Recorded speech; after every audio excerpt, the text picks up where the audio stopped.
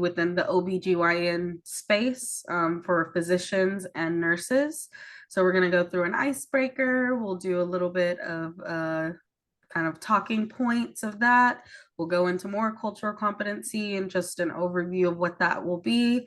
We'll open it up for questions at the end there if you guys have any questions, and then we'll complete the training today. All right, we're gonna go on to the next slide and get started. Hello, everyone. Again, my name is Sparkle. So today we're going to do a little bit of icebreakers. This is just for y'all to really get to thinking about diversity and cultural competency. So you can y'all do all of them. You can just choose one. So I will go first just as an example. And I know Jasmine will go next as an example. So Yes. mine I'm going to do is, what's a holiday you celebrate in your culture? Mine is Christmas. Christmas is a really big holiday for us. Not only is it about also the present, but about the Lord, our Savior. So that's just something we do really, really big in my culture is Christmas. And I'll let Jasmine talk about hers. Awesome. I love that. Same with me. Christmas is a very big holiday in my family too. Definitely, of course, celebrating Jesus Christ and also just being with family and doing that. There's also another one of the questions is how often do you read, watch, or listen to media from your culture? I would probably say at least once a day. I'm on some kind of, podcast, listening to like Black creators and content creators and just listening to news even just news that's specific to our culture. Definitely do that. I would probably say at least once a day. So yeah, like Sparkle said, go ahead and pick a question and think about it, kind of go over that and what that means to you in terms of your culture. And then we'll move on to the next slide. And as y'all also think about these, just also see how it relates to what we're talking about today, cultural competency, and even diversity, some stuff that the responses you might hear from other peers, how you might be able to use that in the workforce. So now we're going to move Exactly. on. Awesome. Oh, Perfect. so I'm going to talk about what is cultural competency. So cultural competence is the integration and transformation of knowledge about individuals and a group of people into specific standards, policies, practice, and attitudes used in appropriate cultural settings to increase the quality of service, thereby producing better outcomes. So that goes more into like when they talk about diversity and inclusion within the workforce. You don't want to see the same type of people. You want to see people who have different race, different gender, different sexuality, even different cultures. That's also what helps the workforce with the task. And also as people who are OBGYNs, when you have people who are coming in, you want to people want to see representation. They want to see people who look like them. If they don't see people who look like them, they're not going to feel like they're getting the help that is needed. So cultural competency is very big in the healthcare world, and it's also very big for professionals who are OBGYNs like y'all. And then Jasmine, do you have anything you want to add with this or? Absolutely. So I completely agree with everything that Sparkle said. Within cultural competency, especially within your practices as OBGYN physicians and nurses, having a cultural aspect and cultural eye for other people's cultures and making sure that in your office that you're integrating culture within it, like know your demographic, know where you are within your community, know what your community is. A lot of the times it can be really diverse, or you may be in an area where there's a certain culture that you see more than other cultures. You definitely want to make sure that you're being sensitive to those thoughts and ideas. Like in our paper that we actually wrote, we spoke about just kind of the ramifications around Black women and pregnancy and how they have a very high mortality rate. So we want to definitely keep those thoughts in mind when we're, servicing and dealing with, pregnant patients that are women of color. It's very important that we make them feel comfortable and that, we're listening to their needs and what they need and what they want for their body, because that is a huge thing. It's like, obviously, we want to listen to how they're feeling, what they're feeling, and giving that feedback and taking that feedback not as an attack on you or anything like that. It's just so that we can get, the best care for the pregnant woman and her baby, and also making sure that we're being culturally sound within our practice. It's super important. So yeah, everything that culture that Sparkle said is very important, and I agree with. Yes, I agree also with Jasmine said that's very important to be aware of others. So we're gonna move on. Awesome. All right. So what is cultural competency within an OBGYN practice? So good cultural competence of an OBGYN physician or nurse, some of the points that are really good and characteristics that are good for people in this field and position are going to be being respectful and considerate of the patient need, which we just talked about, not assuming and asking the patient how they feel and what they need.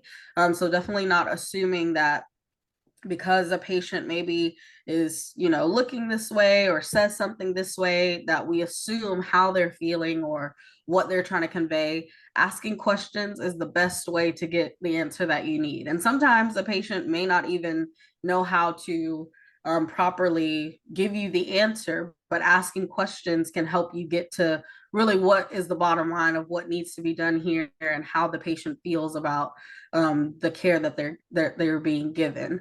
So active listening and understanding also comes into that. Listening to actually what the patient says and how they're feeling is super important because we want to make sure that we're providing the best care for them, but also that the active listening goes both ways. If you're listening to the patient, most of the time they're going to listen to you and, get your thoughts and ideas on how best to move forward with their treatment.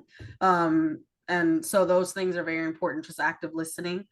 Positive office practices such as language interpreters and diverse visual aids.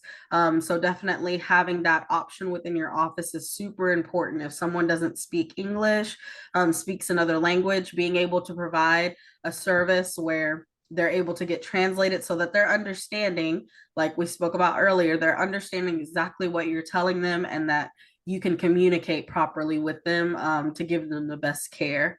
And diverse visual aids. What we mean by that is having diverse visual things within your office to like explain, like for example, there's some books that we have some references that we have where they will have like for example this picture of the babies in the office. You see there's an array of babies here. There's an Asian baby, there's a Black baby, there's a Caucasian baby, there's just a variety of visual aids so that it doesn't feel tailored to one group or one demographic of people.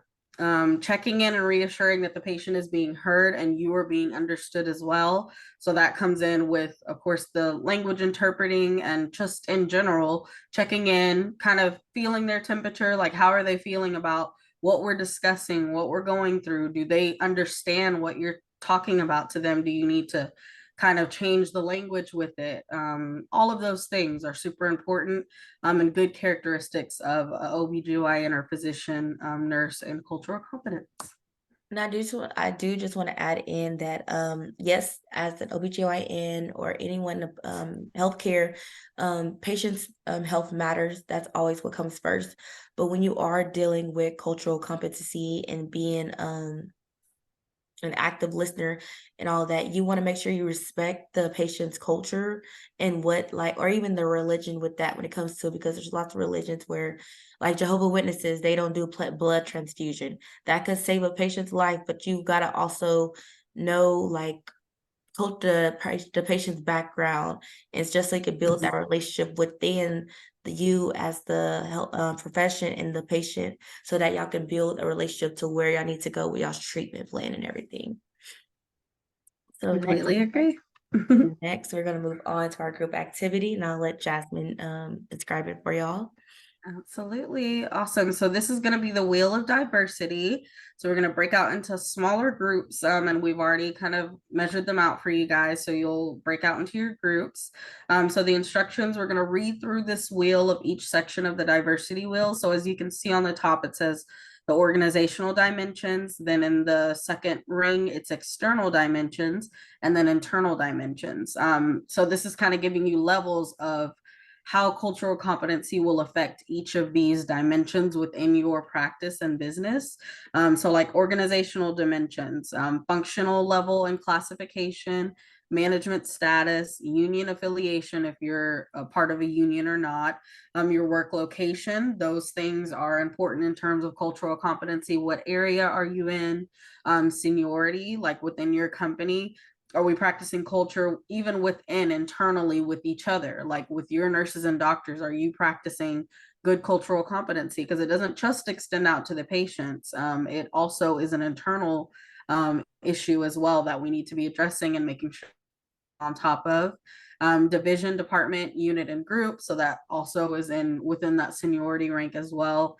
And then work content and field. Obviously, you guys are all OBGYN physicians or nurses. So that's the work field that we're in.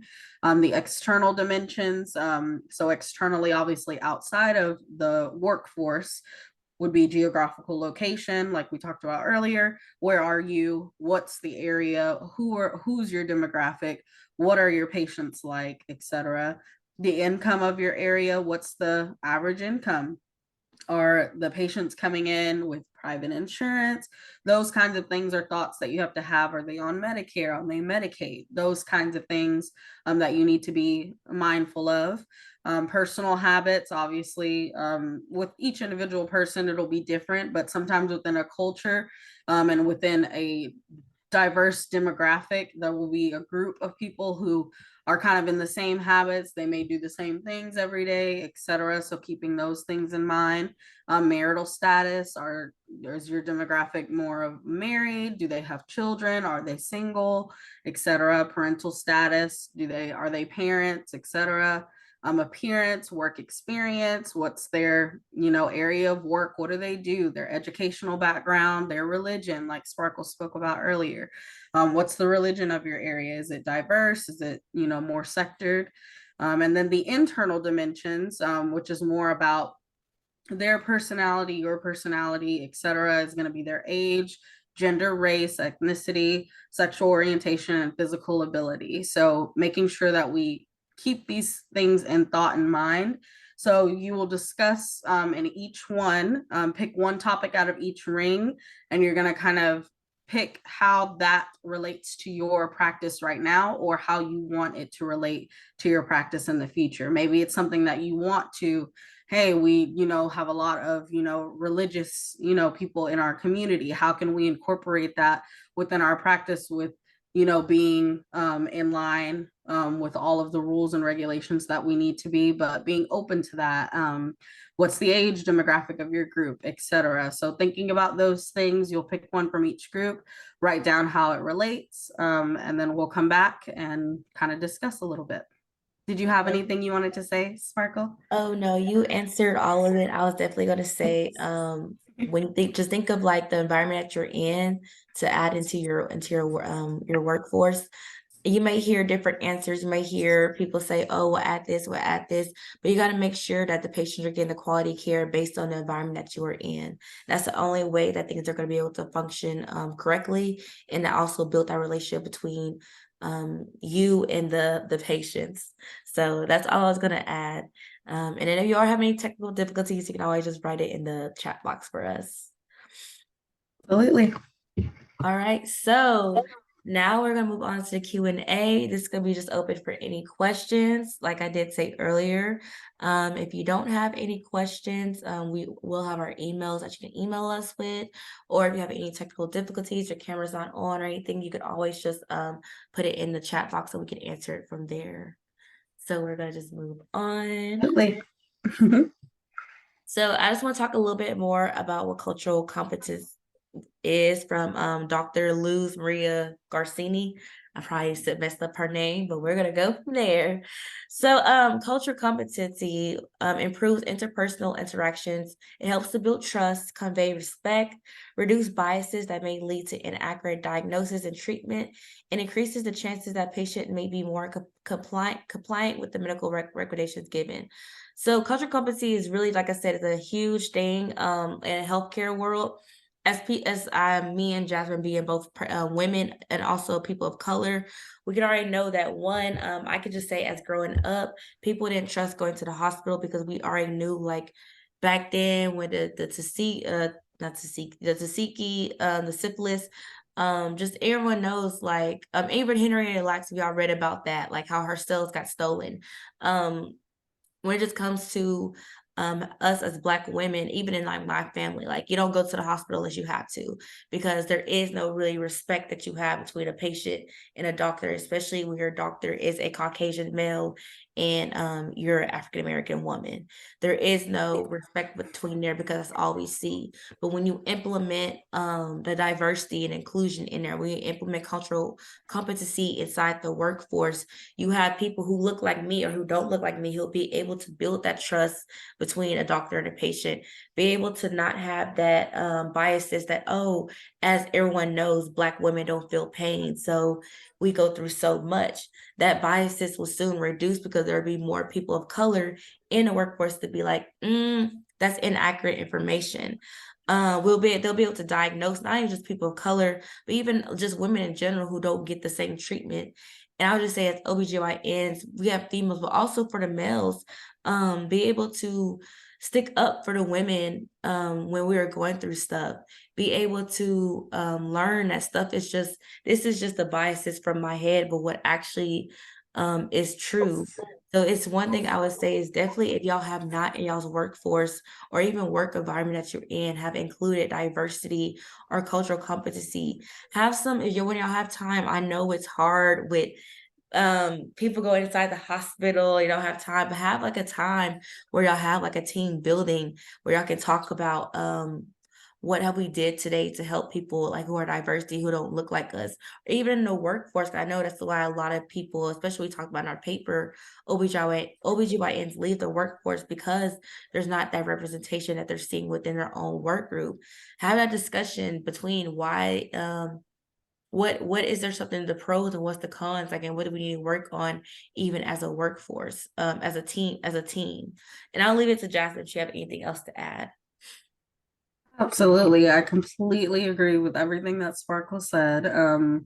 Like she said, growing up, even within my own family as well, was like you really don't go to the doctor. My grandparents didn't go to the doctor unless they just absolutely had to, which in reality and essence is not a good thing. Healthcare is here for us to be able to utilize it, for us to go to the hospital. But like Sparkle said, we've had a history within this country specifically where people of color unfortunately have been taken advantage of within the healthcare sector.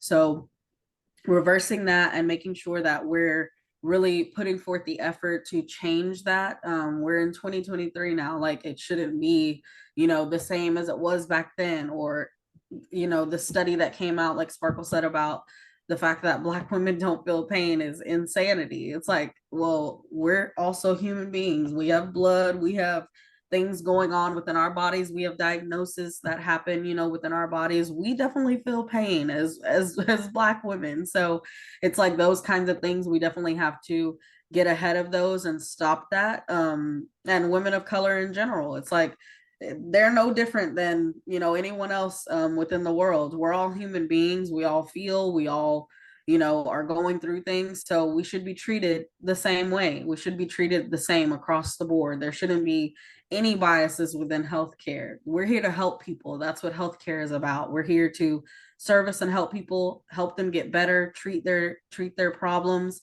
get them on the right track, to feeling better. So yeah, it's definitely an important thing. I think it's great that, a lot more women are going, a lot more women of color and even men of color are going into the healthcare field so that we can, make our imprint in that.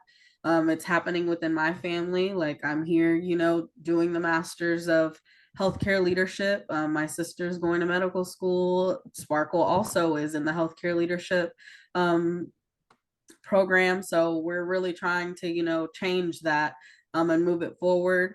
It's super important that we're listening, across the board, but even like Sparkle said, to women in general, because women in this country also have had, a hard time. So it's time for us to get up ahead of that and change that. And yeah, with being in an OBGYN practice, it's super important. We're bringing life into this world. So it's a very touchy subject. It's a interesting subject, but it's really great for us to be able to get ahead of it, make sure that we're doing what we're supposed to do for our patients, making sure our office is in compliance, being culturally competent. Those are things that we need to be thinking about. And like Sparkle said, what can we do today as a team to make sure that we're including that within, our workspace and even with each other? You don't want to create hostile work environments. It's not fun. We spend a lot of time at work. So it's like if I come to work, I want to be able to work with my, doctors and nurses, and it be a easy, smooth, easy breezy, beautiful cover girl experience, because it's like we spend a lot of time, at work outside of, our families. It's like really, in essence, it's like we spend way more time with the people we work with sometimes than our own family. So we need to make sure that our work environments are healthy. We're physicians and nurses, so we have to be healthy, and that stretches across that. So yeah. Awesome. All right. So like we've talked about this whole time, cultural competence is necessary in your practice. The best way to practice this is to expose yourself to diverse environments and communities. So yeah, in your communities, what are some events that are happening that may be outside of what you do? Go to those events, get familiar with the people in your community. As physicians, it's super important. People should know who you are. This is Dr. So and so. Like they came to this event and helped us out, or nurse so and so was here this day and helped us with this community event. It's super important as healthcare workers that we're involved in our community, because we're servicing the people. So we definitely want to make sure that we're in it, we're experiencing it, and we're experiencing different diverse things that are outside of our normal everyday culture and life. It's good to experience other cultures. Other cultures are fun, and it's good to learn about other people. And it helps you be a better, well-rounded person. And as a physician and nurse, I think that's super important, because you're going to encounter so many different kinds of people. So you definitely want to do that. And And even I'll if turn you it over to don't, and even if you Sparkle. don't live where you work, that is perfectly fine. Yeah. Where you live, there's still cultures and diversity all around. So that still gives you time to just interact in other environments. Because even though we might, just saying, me and Jasmine are both African American women, don't and we live in two different places, don't mean like we might have the same views and beliefs and with things. So even when you go and travel to different like places, it could be 15 minutes from where you live. You can learn from people just from their environment. So if you don't live where you work, that's perfectly fine. Make sure you're going to those cultural places near you, or even if you do like to explore, do that. So I am gonna move it on. So this is just our little bit of references. You could always go and check. We've also added some in our paper and our little blog. If y'all haven't seen it yet, y'all should check it out. Has a little Yes. more details about cultural competency and OBGYN, and just a little bit where we're talking about like as Black women, what we go through too.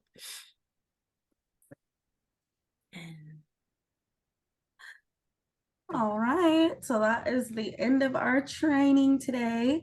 Just want to say thank you to everyone who came today and participated in our game, and also shared your thoughts and feedback about cultural competency and your, commitments to including them within your practices moving forward.